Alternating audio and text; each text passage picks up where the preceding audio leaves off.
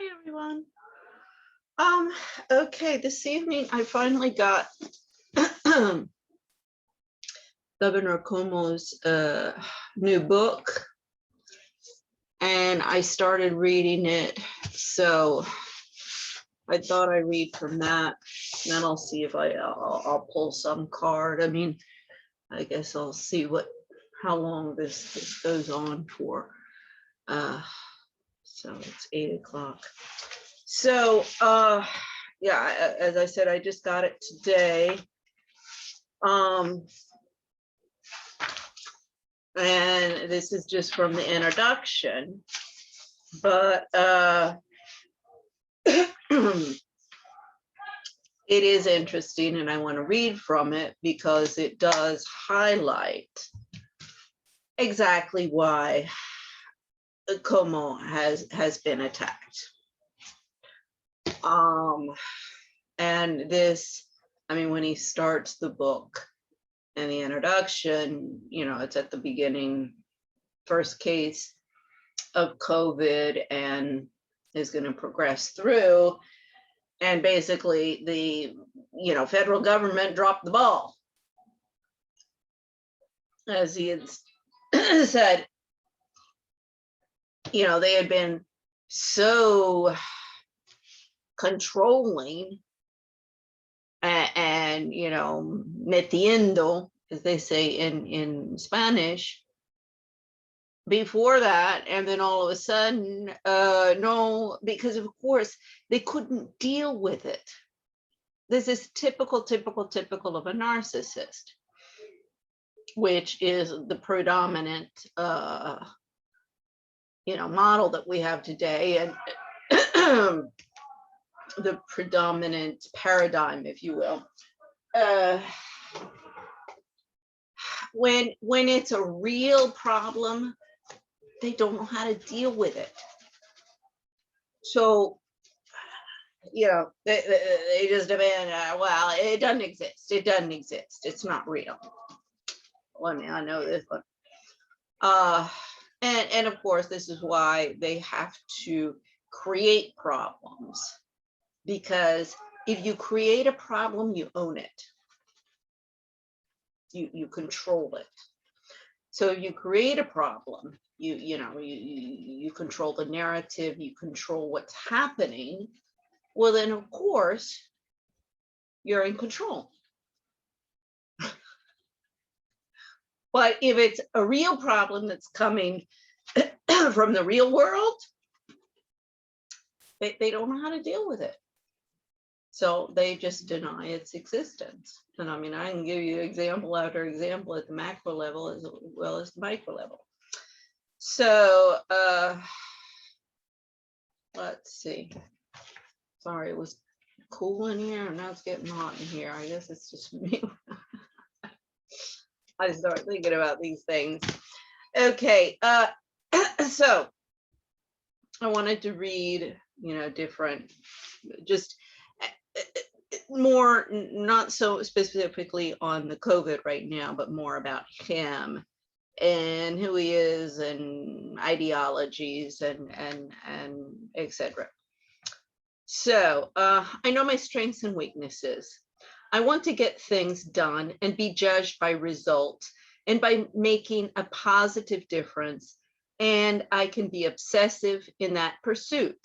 I have disdain for the shallowness and duplicity of political theater and no longer want to hold my tongue. I do not suffer fools gladly, gracefully, or patiently.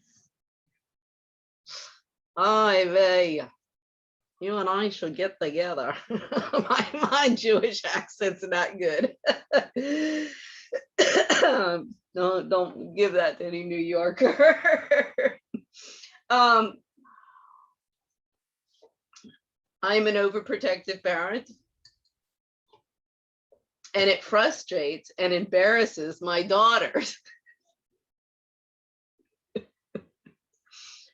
See, well, now that can be a good thing or that could be a bad thing. I think in his case, it's uh,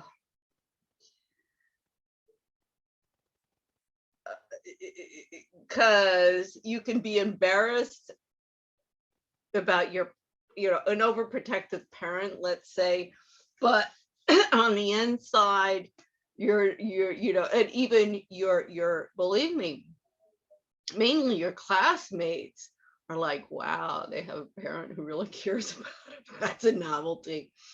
So even then, it's like, Dad, you're embarrassing me. But deep down, they're like, well, I'm glad that you care. Because sometimes my kids would be like, okay, Mom.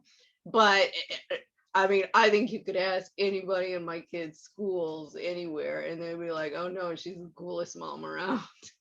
However, I was very, very, very strict and overprotective with my children when it's safety issues. I still am. It's, let's just say, in situations in the past 15 years has just put it into a different playing field. So, as I say, we can be overprotective parents in a good way, or we can be it in a bad way, like Paris Hilton. We'll go on Paris Hilton's Wikipedia profile and read about her parents. That's in a bad way. Or read about Hattie Davis, Reagan. What is it? Her book about her mother, I forget off the top of my head. That's in a bad way. I guess I have my own expose book, but it's not along those lines. But overprotective, like my mother, that's in a bad way. I mean, my kids, anytime they would protest, I would be like, that if I put my foot down and I become a dictator and there's no negotiations here, it's because it's for your safety. Oh, no, I wouldn't be such a pain in the ass. You know it and I know it, and they'd just be like, yeah, okay, Mom. So as I say, there's a good way of being overprotective sometimes with your kids, and there's bad ways. So my natural instinct is to be aggressive, and it doesn't always serve me well. I can relate.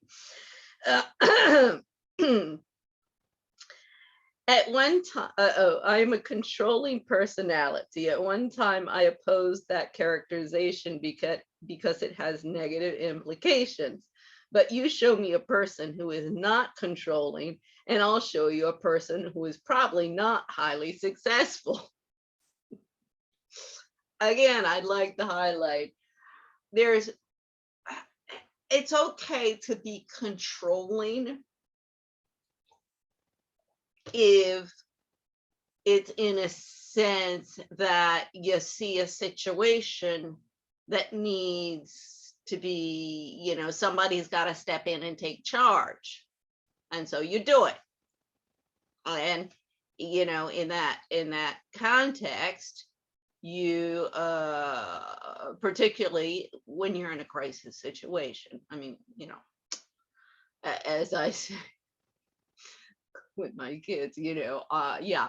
And no, at this moment, there's no negotiations, and this is a temporary dictatorship.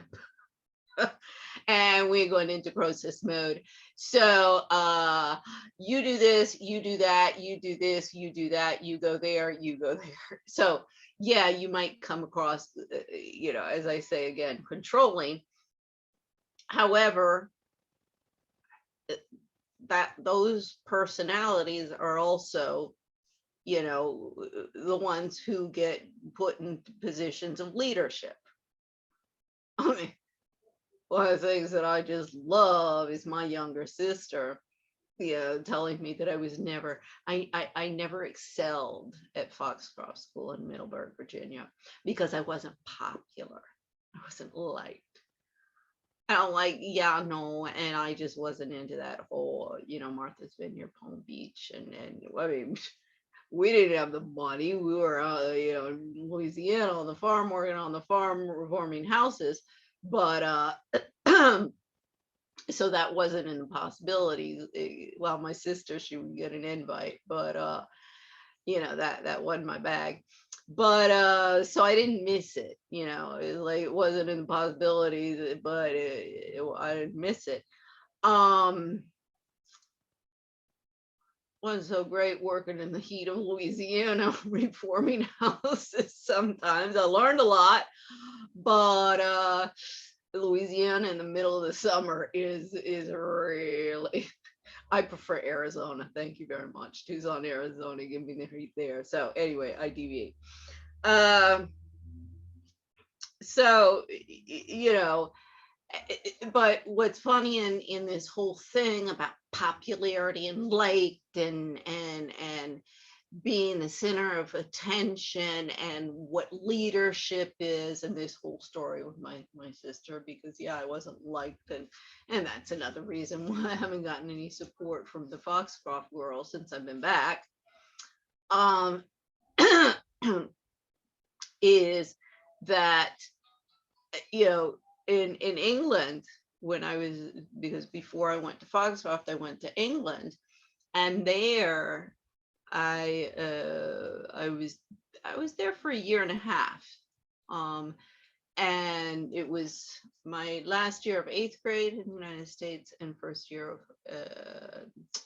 a freshman of high school, 3rd form and 4th form in England. And so I was elected, I guess this was entry into 4th form, and I was elected class president. However, I have to put a disclaimer on this one, because it was a job that really nobody wanted to do. Nobody wanted to be class president. So whenever the teacher at the beginning of the year would say, because my first year I'd gotten there, we'd gotten there at Christmas time. So I just went in January. And so your only like honor, if you will, was that you had to take attendance at the PE classes, because the teacher didn't take it. So the class president, that was the job of the class president, to take attendance at the PE classes. And that was the only thing. So I was elected, and I was first nominated by a friend of mine in the class. And when she nominated me, I turned around and I looked at her and I said, because she did it as a joke, because when the teacher would say volunteers, everybody would go.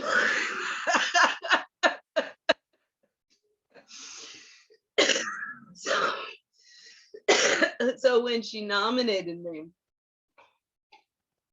I turned around, I looked at her and I said, how dare you? And I shot my hand up and I said, I nominate her. I'll get you back. So we both had to go out of the room. And I was like, how could you do that to me? And we're both kind of cracking up, because like, oh shit, one of us is gonna have to learn the roll call. And so we go back in, and afterwards my classmate, they had elected me, and afterwards my classmate said, you wouldn't believe, because she was the history teacher and she didn't like me. She was teaching the American Revolution when I first got there, maybe because of that, I don't know. She looked at me like I was personally responsible for the American Revolution. Well, I think Miss Hanson had told her about my family tree with John Dickinson and John Paul Jones. And she didn't like this pirate American descendant in her classroom. Oh, she didn't like me at all. So she had told, when they elected me, she had told the class that she said, no, no, no, you really have to rethink this. This is a very, very important position, and with many responsibilities. So you really have to rethink, about having women as class president. So no, they insisted that's not the case. So that I wasn't, responsible enough for such, like big responsibilities. And I used to laugh at them afterwards. At PE class, I said, you know what? She was right.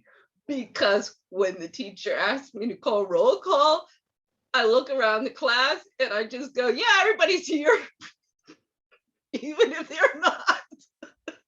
Oh, because PE there was such a joke. So that's my first leadership. But to show you because if I had been able to lobby for radiators that actually produced heat, hot water in the showers, then we would stop overflowing the bathtubs, and edible food coming out of the kitchen. Now, their fish and chips were good on Fridays. I was like, well, you're doing a good job there. If you can't do anything else right, why don't you just give us fish and chips every single day? Because that's all you can do right. Do that. Because one time I went back in the kitchen, because we would take the one person from the table would take the stuff at night back into the help clear the tables. And I went in and told one of the girls in the kitchen, they were some of the local girls, and I told her, I said, does anybody back there ever realize that, particularly when you guys make shepherd's pie, just as much food that went out comes back? And she's like, yeah, we know, but it's on the menu, so there's nothing we can do. For like 30 years, I couldn't eat shepherd's pie anymore because of it. When it's made well, it's not bad, but it was that Cobham Hall boarding school shepherd's pie that was just unedible. I was like, it smells like dog food. So we just put it in now anywhere you could, because they evenings, it was the upper form, so they weren't so vigilant, but at lunchtime particularly, you had the teachers and you had to eat your food. At least my mother was 3 bites of everything on your plate, and then I won't, so that's to show you just and then well, there's the story when I'm president of Bogota Gay, and how the corporate wives and the diplomatic corps who don't like me. I'm the Amerloc, this progressive radical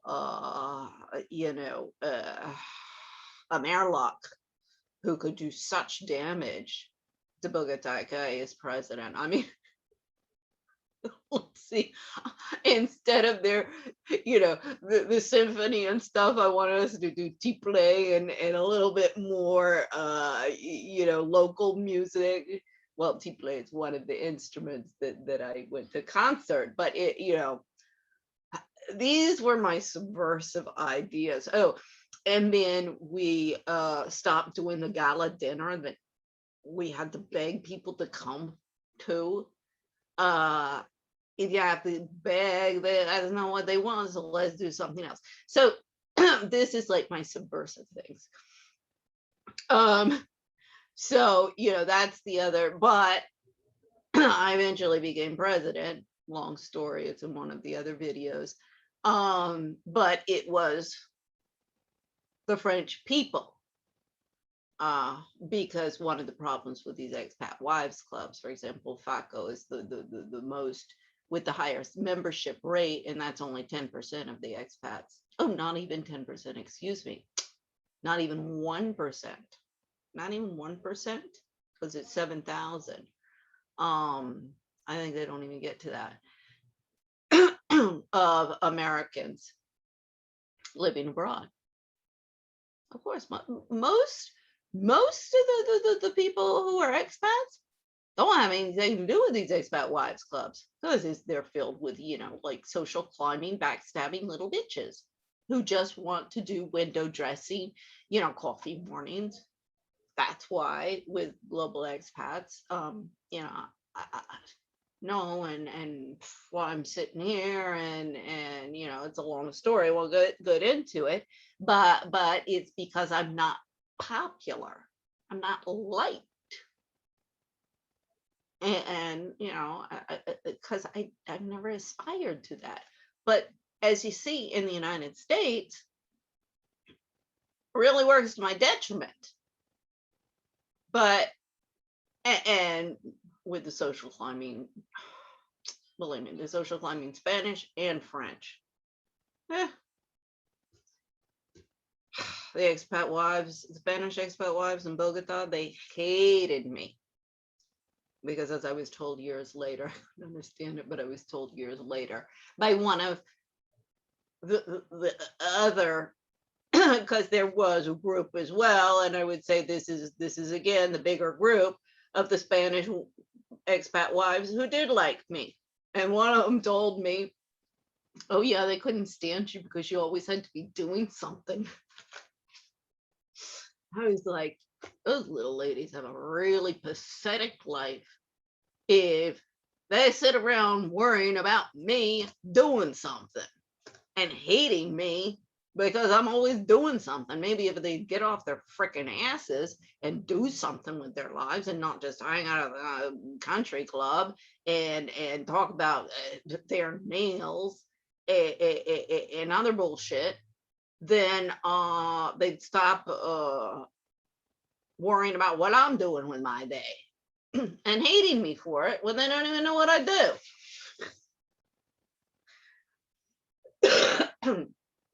I was once invited to a coffee by mistake by one of this little group. She had just arrived and she didn't know that I was not supposed to be invited. I told my bodyguard, I said, oh God, James, because thank God I had something before and something after. So I got there late. I had to leave early. And when I left, I said, oh my God, James, thanks God they never invite me to these things, because I would go freaking crazy if I had to sit through that.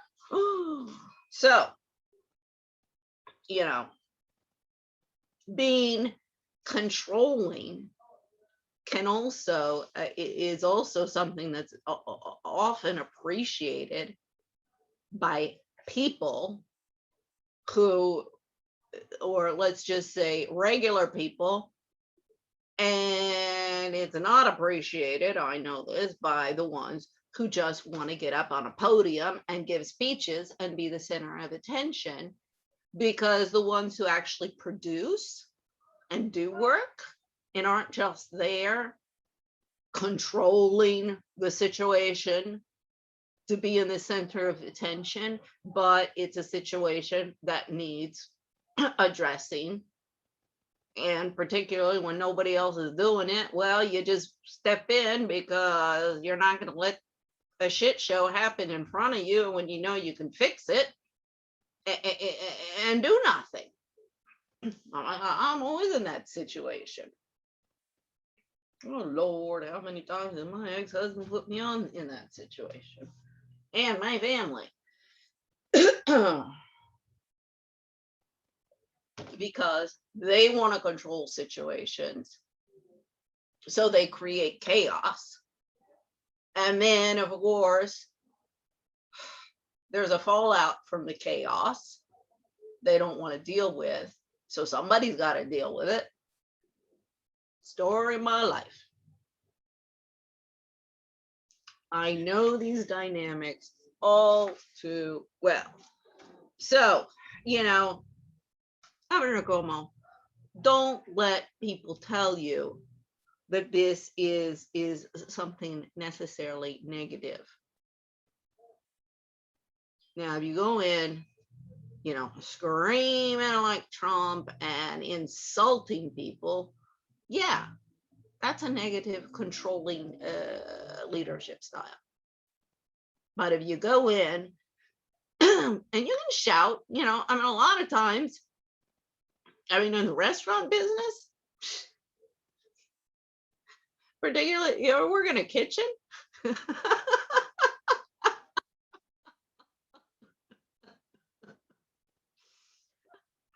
I promise you, if you sit there and don't mark your territory, particularly with one mismanaged, and you got the waiters fighting over food. Oh Lord, I can promise you, after being ousted from the IMF, I've been back in the restaurant business here in town. It got to the point where, you just have to laugh. I'd sit there sometimes.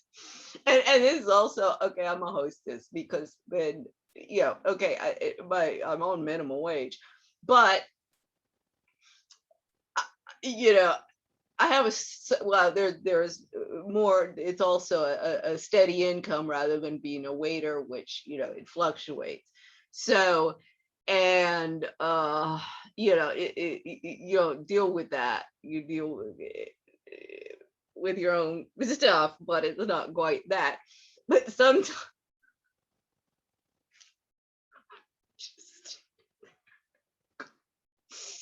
I'm sorry, you guys, but I have to laugh.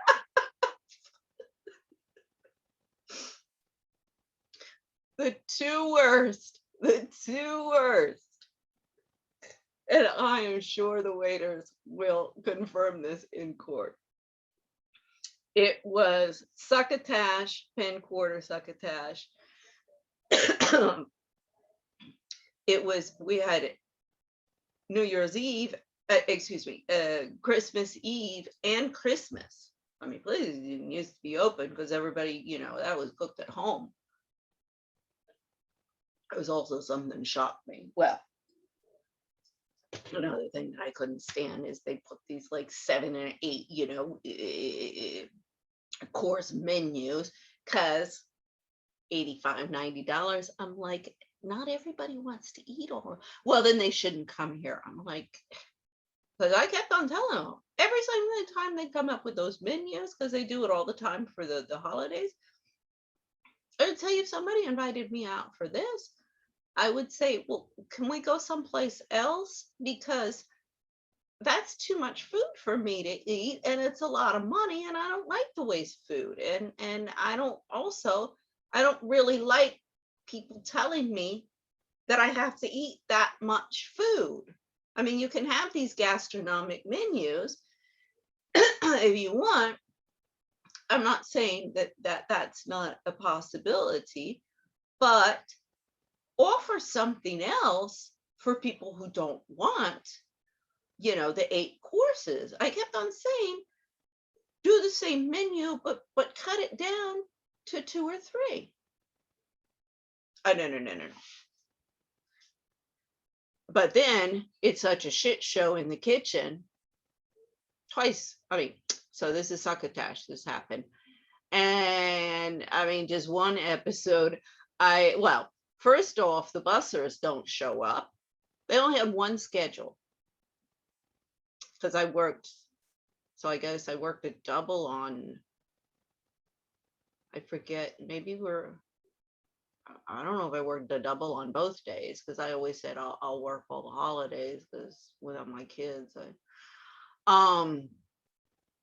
so the bussers didn't show up. So the assistant manager, Michelle Zimmerman, her stepfather was the director of the Federal Trade Commission under Trump, Joseph Simons. She's like, oh, the busser didn't show up, so you're gonna go bus, and I'm gonna do your job up here as the hostess.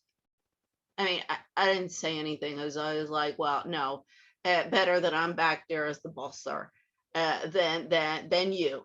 So I'm not gonna say anything, but I was like, you little bitch, typical of her. I was like, excuse me, if you want to be manager and your bussers first, what the hell are you having only one busser scheduled and they don't show up? You don't send your hostess out on the floor to do the bussing. You get your little ass out there and you do the job and you manage it. So I went and, I bussed and I mean, of course, I mean, the waiters were really, really nice, because at the end of the shift, they all pitched in and really gave me a nice tip, because they said, we don't know how we'd have made it through the evening if it hadn't been for you.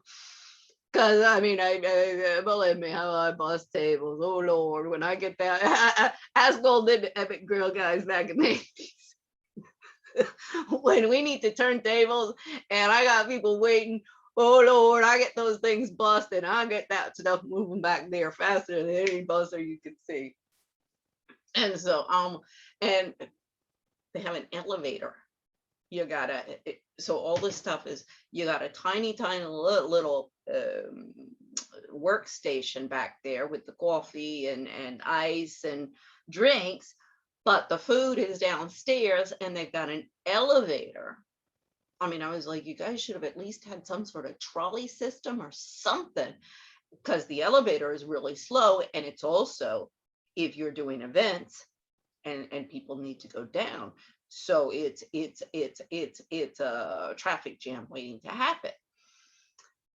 And so you have these big, huge trolleys where the big buckets have to be put in and then taken in the elevator and taken downstairs and taken into the kitchen and then put into the wash area. And I mean, these things are really heavy when they get filled up. And so, I'm filling them up. I got them stacked up. The assistant manager, I mean, everything's blocked up, everything. And I mean, at one point, I just told the assistant manager, I said, you got to get this thing down there now. Now, we don't have room here. You get this freaking thing downstairs now, because I don't have time. We got this backed up here. This is backed up there. She's like, well, it's backed up downstairs as well. I'm like, I don't care. You need to clear this out and get their shit going downstairs. They're charging people $85 for the freaking meal. And that doesn't include, wine or anything. And is this the kind of service you guys give? So the other one was at Kalari. That was the Valentine's Day, same deal. And I kept on telling you guys that we were always, I said, how are you going to sit these people? How are you going to get that? You got to cut it off here. You got to cut, because you cut your reservation. No. It's money. Long story short, again, with that thing. Let's just say, like halfway through, 3/4 through, and I mean, I try and do what I can with these guys. And again, I boss. I mean, the one review for that evening was about me shouting at one of the waiters. That was Nico I was shouting at. But everybody in the restaurant knew why I was shouting at him, and they were like, yeah. I love Nico. We all know this story. It was just like, Nico, I told you to go. Just go. I tell you to go. Go. When we're in a shit show and I go, it's for a reason. And so anyway, so yeah, I was like, the next day, I was like, you know what, you guys, I am done. I am done. I try, we're going to have this, we're going to have that. We got to set up this, we got to set up that. Then we got to break it down. Then it changes. New rule. Total chaos. I'm like, I'm trying to help you out because, of course, a hostess, I can just like, okay, your name, here's the table, and that's it. But that's not what being a hostess or a manager, Once again, nobody wanted to give me a job as a manager because I would have rained on their little freaking parade and put some order for February 14th, Valentine's Day at Kalari. What is this? Is this right? Maybe it's right before. Yeah, I think it's right before COVID. Yeah, I think it was. I told the guys, I said, you know what? I felt like I was John Paul Jones when because this is when he's still young and the captain and the first mate die at sea. And they have to navigate back to port, and John Paul Jones is the one who gets them back, and that's how he gets his first commission and as a captain, and really launches his career. And I said, I feel like John Paul Jones at sea, but at least they had the good grace, the captain and first mate, to die. These guys won't die. At least if they would die and get out of here, I could take over the sinking ship. Craig, the sex offender, he's walking around. The guy who's been in restaurant business has no freaking idea what he's doing. At one point, I went over to him and right in his face, and I said, you get back there now. You find some bussers now, and you tell them to get their freaking asses out on the floor, get those tables bussed, and get them reset now. This is the hostess speaking to the manager. See, sometimes you gotta shout.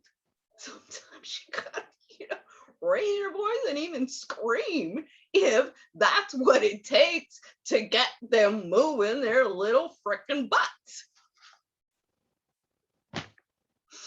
Oh, say, that's a story that with the Kalari group goes down.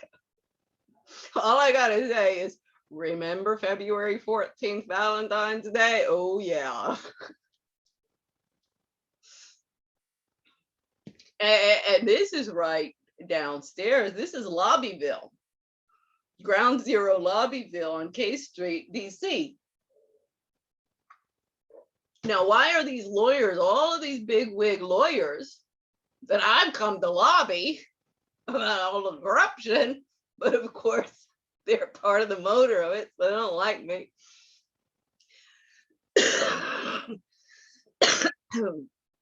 They got all of these labor problems, and they eat that food.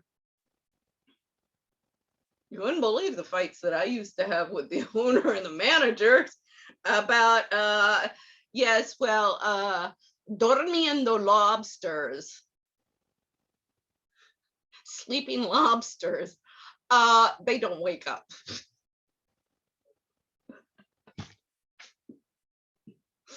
I told the guy who told me that, he said, no, Está durmiendo. Y ella durmiendo con Dios, mierda. They still haven't gotten a lobster tank. They did all the reforms. But what? I went online. I said, you guys get a lobster tank, you know, $1,500 secondhand. You don't need anything, but that's the only way, you know, you're safe. Not a big investment. No. So see, sometimes being a controlling person is actually a positive thing and appreciated by people. So it depends on what the context is. I don't have what you call a balanced life either. I work all the time. Enjoyment for me is when I am with my daughters or my family, and in the summer I spend time on the water with my brothers and friends, but usually I just work. Well, that sounds like a pretty balanced life to me.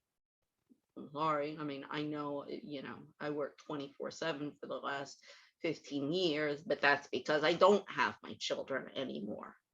But for me, even when I didn't work, those, of course, came out in my divorce. Had I ever worked? I was like, well, I worked all my life. I mean, okay, before I got married, you know, I started working, well, for my mother. The moment I could hold a knife and be a sous chef for helping, you know, with the parties and stuff, and hold a tray and go around and play hostess with the mostess. I've done it all my life. So yeah, and if you're referring to during my marriage, yeah, I worked 24/7 pretty much. Yes, okay, when we lived in Bogota, and yes, I would go to the gym. Like when my kids started going to nursery school, I joined a gym, and so when they were in nursery school, I'd go to an aerobics class every day. But rest of the time I was, so that's 26/7. And then I started going to a jewelry class in Paris. I think, was it twice a week in the afternoons, because we had one of these rooms. This is very typical in Paris with the apartment, and there was a student. We found a student to do some babysitting. They said, you know, can you do some babysitting? And so that was 6 hours a day. 6 hours a week. So you can cut that as well. But the rest of the time I was on call.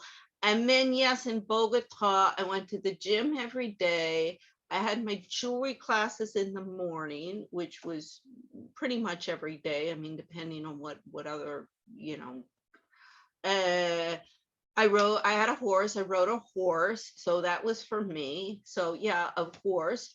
But the rest of the time, I worked either with my children and raising my children, or I had a whole slew of social functions that I had to go to for my husband's job and career with the Spaniards. But then also my family we're French, Spanish, and American. So I'm integrating us, or trying. I mean, my ex, nothing with the Americans, and quite frankly, most Americans I knew there, you know, at least the diplomatic corps, the faculty people. So, but I would get up usually at about 6 o'clock in the morning, and sometimes get to bed at 2 o'clock at night. And nobody was paying me, but I was working. So if you refer to whether I worked for an income or whether I worked, the answer is yes, I worked. Now, did anybody pay me for it? No. So basically, this is one of the things that I'm contending with the Spanish and the family courts in general, because you know what they did in Spain is par for the course, is you people are turning homemakers into slaves. because you seized all of my assets. I couldn't even pay my legal fees for a divorce. Basically, I mean, it was the same as any woman in India. Now you have to understand, Spain has the best legal code with constitution, where women have the most rights, probably any country in the world. Yet I had no more rights. And it was the same as in India. I divorce you, I divorce you, I divorce you, and I'm out on the street with nothing. And I have no right to any property, any assets. My children are taken from me, and I'm literally thrown out in the streets with whatever I can carry.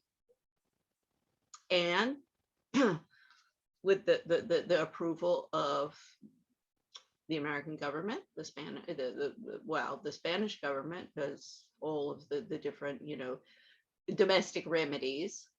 With, followed all of the different complaints. No, everything here is fine. I'm like, okay, fine. That's what I needed to get to the international court, because then I've exhausted domestic remedies. I get to the international court and I say, well, Gonzalez Correño versus Spain, CEDAW 2014, they say no, they didn't exhaust domestic remedies, therefore it's inadmissible. Like, I got you there. I knew you'd come out with that one, so I already did that. And your little judicial error, where what I demonstrate is judicial error, is not judicial error. It's intentional manipulations of all you little son of bitches and bitches across the board, whether it be the lawyers, the judges, the court, psychologists, the file clerks, all of them. It's a shit show. See, this is where Cuomo and I are on the same page, I think, because I'm like, all I'm really asking is everybody start doing their jobs. It's on paper what you're supposed to do. It's on paper what the rights are. It's on paper what the laws are, but you're not applying them. You're coming out from, La La Land, from the time of the Inquisition, and applying the same norms, or the time of Franco and applying the same norms. This is my big beef with Baltasar Garzón. He's looking for reparations of the victims of Franco. I'm like, wait a second. What about the victims of today? Still going on. I've demonstrated that. So Baltasar Garzón, why I have been contacting you since, I forget, Women's Length Worldwide was 2010. Baltasar Garzón is maybe 2014. So why are you sitting on all of this? Because I have to agree with your critics. I'm not the only one to say this. All you care about is being in the limelight. The same thing's going on in the United States as Europe. Kerry Kennedy. This is why, when I read this, I'm like, they've convinced the poor guy that just because you don't want to go to Hyannis Point or Martha's Vineyard and all of this pomp and circumstance and champagne and superficial bullshit, you don't have a balanced life, or you don't like to have fun. Even the royals, if you look, because this is the thing, pomp and circumstance of Queen Elizabeth II and, Nancy Reagan and that whole, and look, for example, Prince William and his wife, they're a modern family, if you will, in the sense they both are hands-on parents. He participates. They're they're not the, oh gosh, I was reading about Ethel Kennedy, and I guess her son David was the one who overdosed. Oh, no. I forget, because then I was reading about Bobby. I guess I read about both of them. Oh my God, how sad, Bobby. I mean, Ethel just destroyed all of her children, all of them. This is use your children as pawns. And I'm sorry, Queen Elizabeth II, Victoria did it, and the Queen Mother, and Elizabeth II. This is the lead, that the feminist, whether it be the alt-right, which would be, Queen Elizabeth, my mother, Nancy Reagan, CZ Guest, a lot of them out there.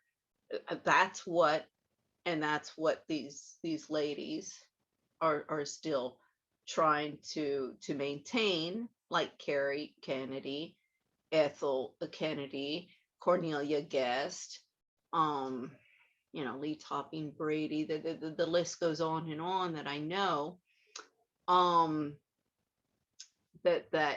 But see, if you look at these ladies, some of them are on, like Ethel and Carrie Kennedy. This is the left. That's the alt left. And it's exactly the death of the liberal class comes from these ladies. And it's all about pomp and circumstance. That's why Washington is like it is. It's all pomp and circumstance. It's all fluff and parties and parties and parties, but there's no substance. So, Governor Cuomo, it's not like you don't have a balanced life. You don't have like that fun. That's a balanced life. I mean, okay, you're a workaholic. You're a type A personality. I get that. So am I. I mean, people always, are like, well, no, you're always in the kitchen. You're always cooking. We always eat over at your house. Let's go to a restaurant. I'm like, no. For me, it is how I de-stress. For other people, it's work. It's the same thing with my artwork or my jewelry making. All of this stuff that I do, for me, like this whole meditation bullshit that everybody's got going on, and you sit there with it, and their meditation rooms, for me, that's stressful. And I'm really resenting that's, if you don't do that, then you somehow don't know how to relax or meditate. For me, I meditate when I'm riding a horse, or I meditate when I'm in my aerobics class. So stop, everybody's got to fit into this one little box, and anything outside of that is abnormal. I mean, like you little, pretentious ladies. Have any of you ever been to Saint-Tropez? Like in August, in plan, tourist, and plan summer when it's the fashionable time to be down there? My Lord, I can't stand it. We went there once because we were staying with some friends. It's 50 kilometers inside à l'intérieur and the hills. And I mean, that is a vacation. And they had this, it's an old, small, very tiny farmhouse, an old one that they've redone, and really great job redoing it and added on. But it's on this hill, and in the morning we'd sit out there and have the confiture made from the fruits of the trees and have coffee and see.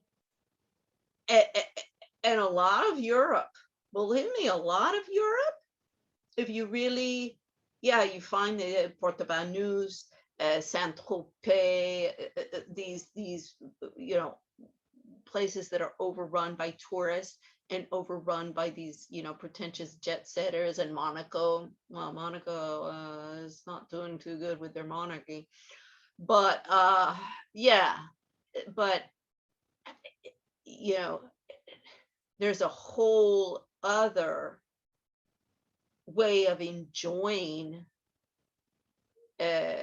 your free time. I mean, my Lord, you go and you can find these, out of the way restaurants and all of these places. Believe me, I mean, they're scattered throughout. We used to drive between Spain and France all the time, and my ex-husband family knew all of these different places. But it's as I say, and this is Bachamont in France. And right next there is a tiny village, and in the morning you go up and you get the baguette, you buy the baguette, then you go to the coffee house, the cafe, and sit at the terrace and have a coffee. And it's a whole, maybe boring for people who love to party all the time, but not everybody. In fact, a lot of people don't like that. I mean, there's other ways of enjoying, a barbecue, a picnic. Take some time to relax with your family. I mean, my God, all I dream about is getting back to my children and having everybody over and getting back into my kitchen and cooking and everybody over, for lunch, dinner, and for a week, and that's, I mean, who is anybody to judge what somebody else considers, what they should do with their free time? The wheels in my mind. Let's see. Being governor is a job that is never really done, of course. It's like being a mother or a father. If I'm not working, I always feel a tinge of guilt. There's nothing, wrong with that. The wheels in my mind never stop turning. So at night, I think about the things I need to do the next day, or go through the events of the day that just ended. I had to sleep with this thing next to me because I'll wake up in the middle of the night and I can't get back to sleep unless I write what I was thinking about down on the paper. And I won't be able to get back to sleep. So yeah, even when I'm asleep, the freaking thing's gone. It's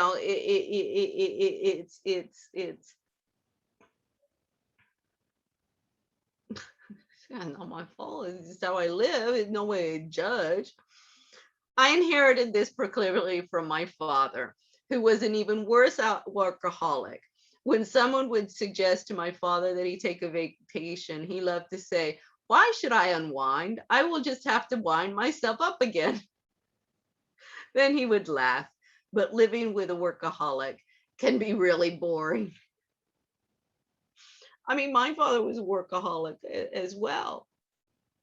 I mean, one of my big things with work-life balance issues, which is a joke right now with the HR industry, is that my father, he worked every single day, every day, and was always on call. I mean, no different. I mean, he was a cardiologist, and all of his patients were usually very, very ill. He's expert in thrombosis, and most of the people who would come to him were often critically, it was life or death.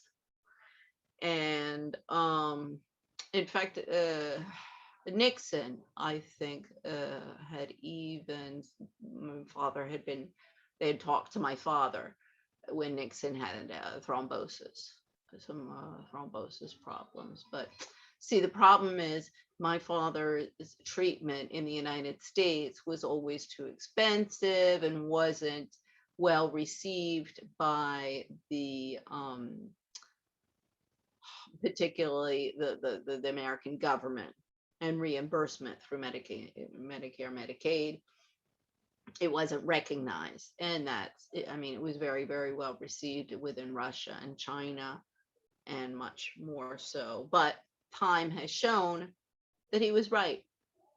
And I mean, I've been desperately, this is another place where all the bureaucratic bullshit and all of the game playing of all of these little party hardiers is really hurting the COVID patients who have thrombosis. Because I know, I mean, his profile's out there, William C. Wilcox, MD, on LinkedIn.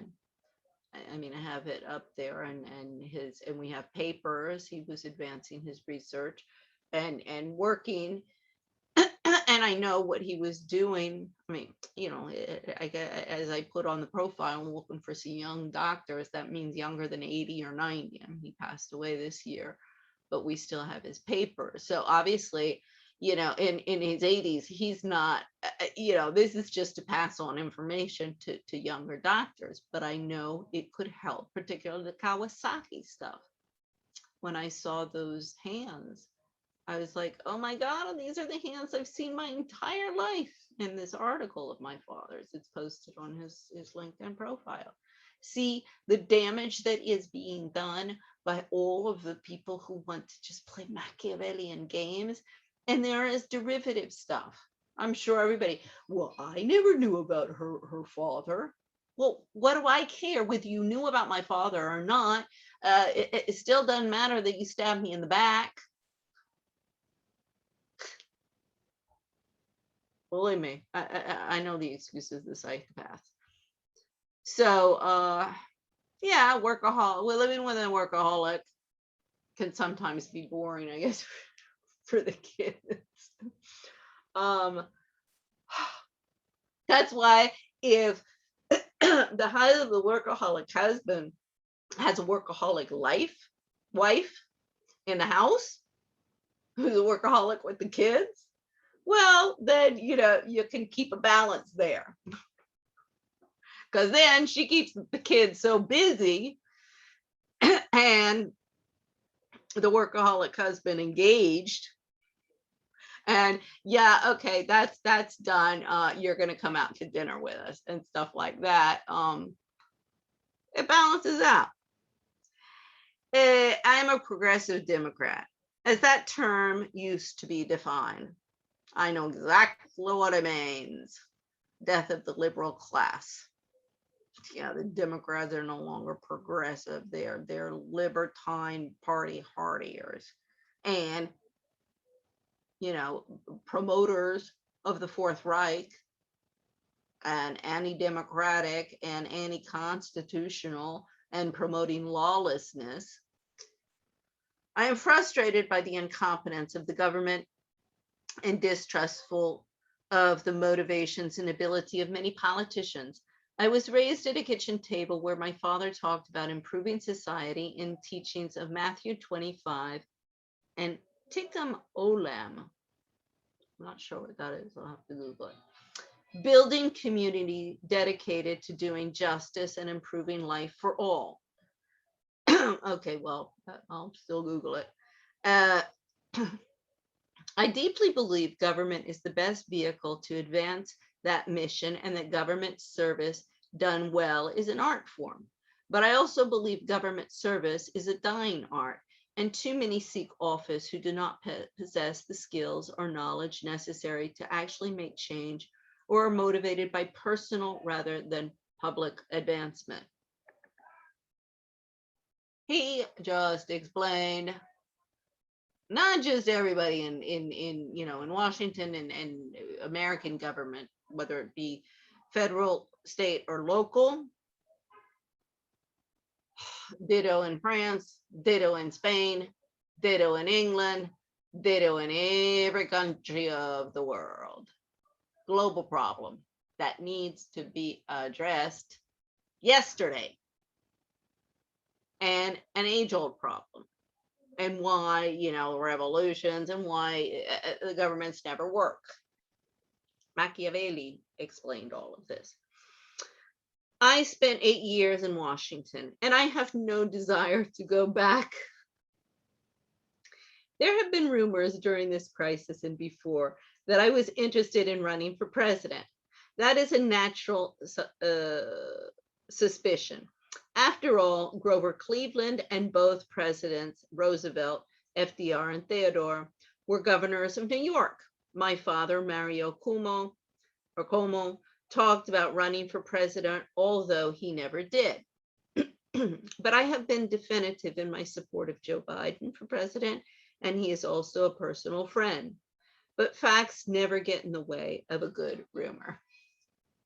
Okay, first, he has no desire to go back to Washington. Governor Cuomo, I really understand your sentiments exactly. Believe me, I left this place in 88, never with the intention to return. But after the violation of my rights in Spain, I came back here temporarily. I mean, if everybody had done their jobs, I would have been gone. To fight for my rights and say, wait a second, all the crap that was pulled in Spain, I want an investigation.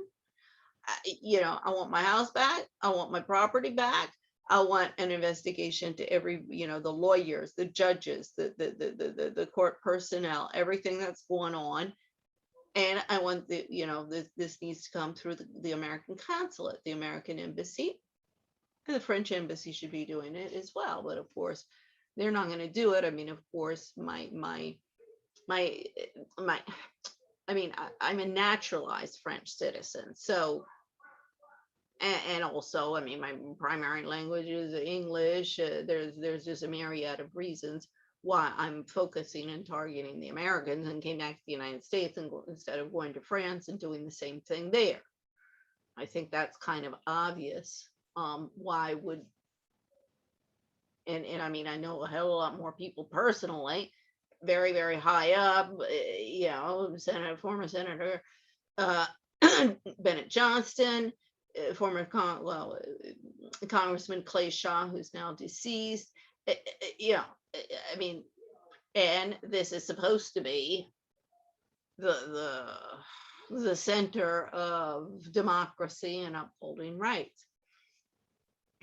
So, I mean, as I say, I really would have really preferred not staying here. This has been since 2009, so I'm going on my 13th year. And there's nothing I want more than to leave. And yeah, I'm holed up in my room and no fun and no parties, because I didn't come here to party. I came here to work. I came here to fight for my rights. I came here to fight for my life and that of my children. So yeah, I mean, of course I'm not interested in partying. And if that's all you're interested in, well, go and find somebody else.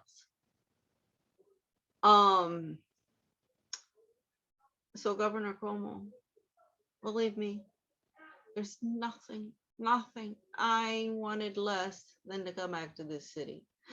Nothing that I've wanted more than to leave it. But I can't abandon, my fight. I can't abandon it for myself. I can't abandon it for my children, and I can't abandon it for my country. And I can't abandon it for other countries, because what I'm fighting for here is really to set the example with the intention of a spillover effect. And that's implementation of democratic principles through court systems that are above reproach and actually implement the law under constitutions, under the penal code, civil codes, international convention standards, and clean up the bureaucratic bullshit in all the government agencies. And that's really my platform. If everybody would do that, then I would very happily, retire to a little farm, out in the country, and leave everybody in peace. And so Governor Cuomo, I've been here for 13 years. So I understand you're not having any desire to come back, but Rome is burning. And if somebody doesn't step in and show some leadership, this country is gonna go down the freaking tubes. And your daughters will end up in a bloodbath. So I understand, because you're supporting President Biden. I could have told you, just like I told everybody with Trump. I mean, Elizabeth, the only, as I would say, really the only good candidate was Elizabeth Warren. Because she's got to get her staff, stop surrounding herself with a bunch of idiots, just like everybody else on Capitol Hill. And that's why, everybody's so pissed off at Capitol Hill. Just ignore them till they go away. Ignore them till they go away. Cuomo's lawyer, Friedan, she played that one with me. She's gonna get a letter from me, trying to calm down a little bit, but I'll put it together. May take me a couple of days. She'll get one. So,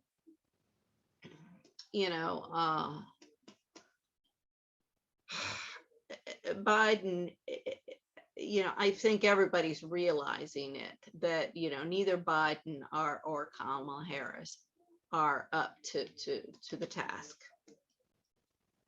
Elizabeth Warren, she has the experience, she has the background, she's been around. I want to, we need to sit down and talk about the universities, and I think I'm sure we could come to an agreement on that one, because I do believe in, a 2-year college, bachelor degree type of thing for everybody. Just like when we got everybody into high school, well, people are living longer, our populations are staying in labor markets longer. So there's no problem there. And if it's not a freaking money-making business, and we clean up what's going on in the colleges and universities, yes, that's a good thing.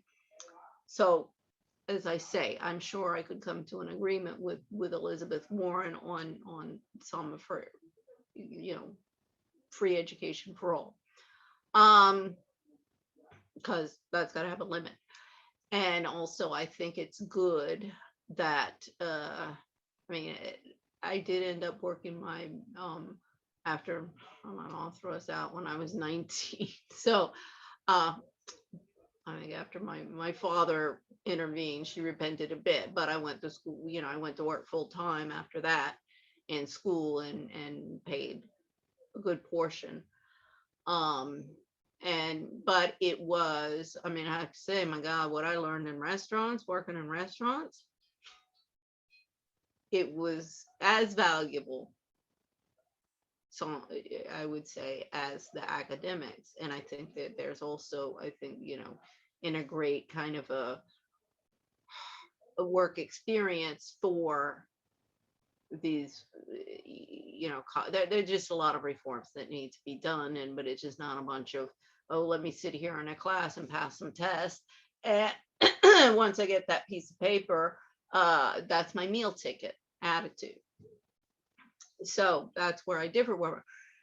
But what I'm saying is, she was really the best, or I would say almost only candidate, because Buttigieg, he's smart. I think he's, a person of integrity.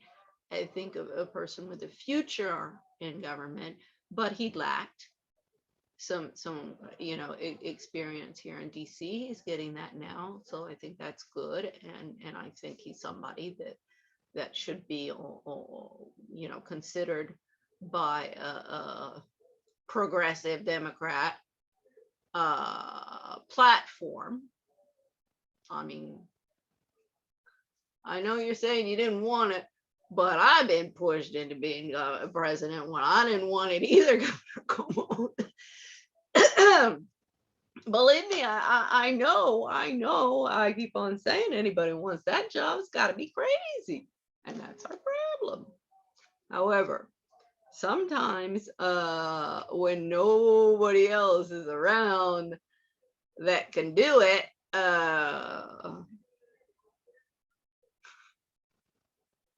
everybody starts pointing their finger at you.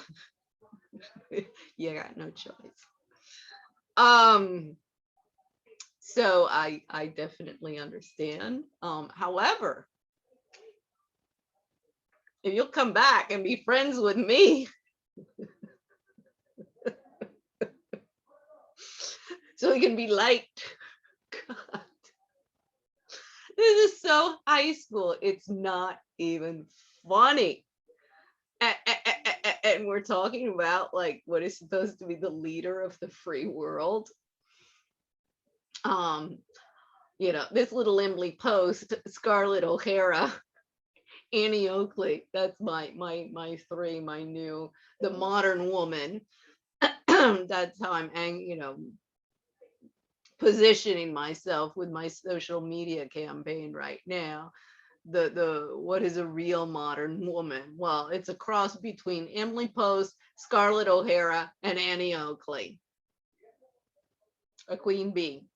And a queen bee trumps an emperor with no clothing, as well as a queen bee trumps the Kennedy family, trumps, you know, Deborah's a decade, Cornelia Guest, trumps Nancy Pants Reagan, and trumps any other little, you know, queen for a day that's out there. Trumps an Oprah Winfrey, trumps a Meghan Markle. See, men, with this whole feminist movement and disempowerment of the you know, the wife and the homemaker, and particularly of the women, the men in power, because they all got some dumb bimbo at their arm, and they just keep on trading in one another, you know, like a new model, younger and younger every 10 or so years. I mean, every profile, I'm like, my God, okay, how many wives is this and how many wives is this? And it's, you know, consistently younger and younger and younger. Anybody see a pattern, or is it just me? So I'll clean up Dodge City. If I'm given a voice, I'll clean up Dodge City so fast it's not even funny. And this place won't be such a disagreeable place to live in. I agree. I mean, that's why I left in the 80s. But I mean, of course, I'm a kid. I was a kid back then. I mean, you know, as I keep on saying, yes, I'm an old lady. Guess what happens when you become an old lady? You become a rancorous little old bitch who, little lady, you want to tell me a thing or two? Oh, let me here pull you by the ear, and I'm going to tell you a thing or two, and you shut up and get the frick out of here. And your little man over there who thinks he's like so great and wonderful with his overinflated ego, well, I will deflate that little ego so fast it'll make his head spin, and deflate all the little egos in this city like that. Because believe me, they are all so overinflated, it's not even funny. And most of them are a bunch of idiots. And why? They all need a bunch of bimbos that are whores at their arms that'll just laugh at their jokes no matter how stupid they are. Because if they actually had somebody with a brain, she would realize how stupid they are and what a fraud they are. You know, Melania Trump is a perfect example. And I'm sorry, Governor Cuomo, as I say, you know, Carrie Kennedy, at least she pretended to have a brain, but time has shown is she did all she wants is the limelight and get up on a podium and cash in on her father's death just like her mother did. And I even Googled that because I said, when I was reading Ethel Kennedy's profile, because apparently, you know, after Bobby died, and Ethel, I mean, you talk about a social climber who was looking for her meal ticket and had ambition. Oh, ambitious woman, like you can't believe. And the brood of children she produced was just for appearances, and she destroyed them all. This is a typical story within the Kennedy family. It's a typical story within so many of the American robber baron families and the old guard families. Domestic abuse is rampant. And of course, why they are not going to help somebody like me who really wants to expose it. They're just, you know, this is the feminist agenda. And they're, you know, in part at the lead. As I say, there's so many different factions working in tandem. For example, I'm sure Carrie Kennedy is not working with Eleanor Schmiels and the Feminist Majority Foundation. I'm sure they don't consider themselves like friends or whatever. But their agenda is the same. This is what I'm saying. These are all domestic violence extremists, factions, and they're all, you know, with different organizations and slightly different mission statements, but the real agenda is the same. And the feminist agenda is, you know, a cult to cover up, to hide the tactics and strategies of psychological and emotional abuse, because that's what the women rely on, and just promote the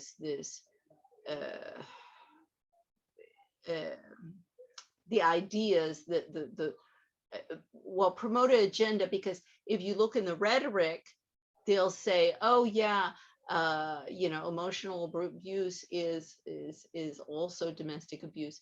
But then when we actually have cases, and what they'll take to the courts, or the cases that'll be exposed in the press, or the cases that they will assist, you know, all they want to promote the deep state agenda of them is that, you know, men are bad and violent and against women, and women are good.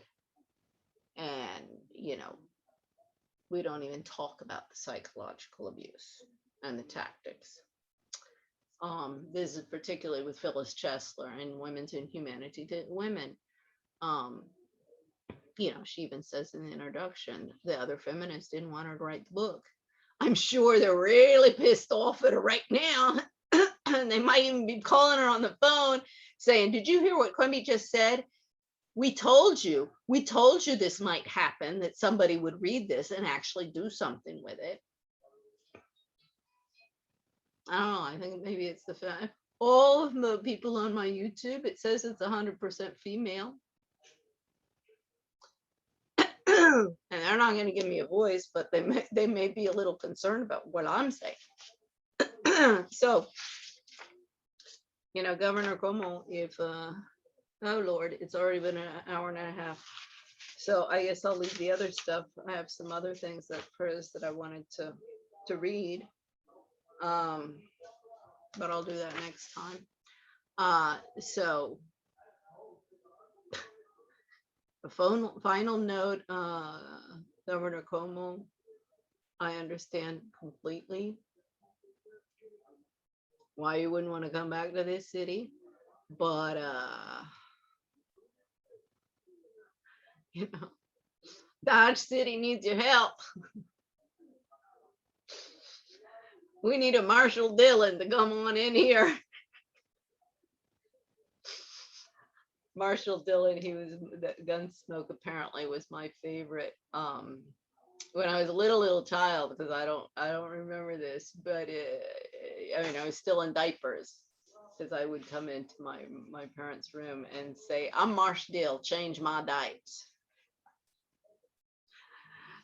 So yeah, Governor Cuomo, we need a Marsh Dill to come and change diapers that really stink in this place. Okay, have a nice evening. Good night. Bye-bye.